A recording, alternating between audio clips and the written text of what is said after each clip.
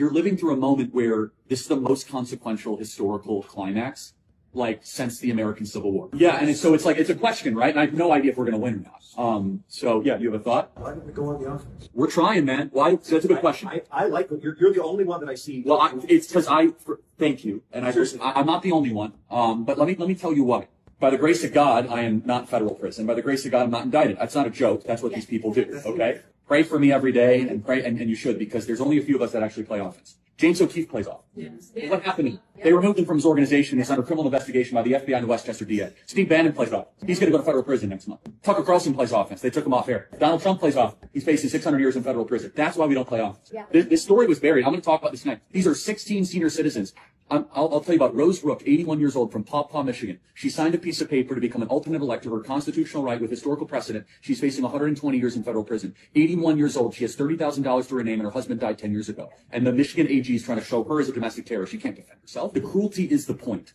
We are dealing with savages. This is not normal. This is ultra revolution time. Like, they are eating the country from within. The problem is they preempt us against offense, but that is not an excuse. We all have to play offense. We have to take the initiative. But here's the thing. We are not good offensive players. I'll prove it to you. Oh, that's absolutely because conservatives definitionally are defensive. We are conserving against their offense. Our temperament is to build businesses and churches and be agreeable. Our temperament, we don't think like revolutionaries. Well, we got to change that. My next book is literally called Right-Wing Revolution. Like, I'm trying to make people think in a way where we're trying to stop their refounding of America. So if you want, like, the good news of all this, the founders have given us this unbelievable opportunity.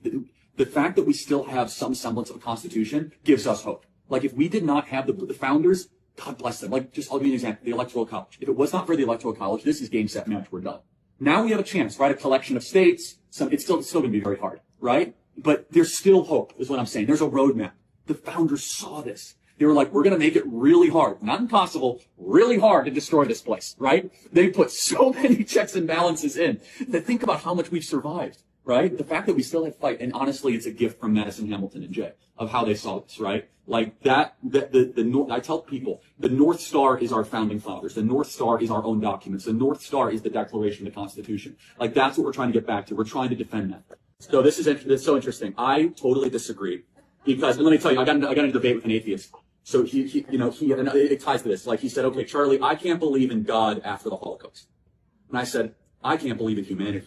I said, I still believe in God. I've lost all faith in humans. So I want you to think about that, right? I have zero faith in humanity.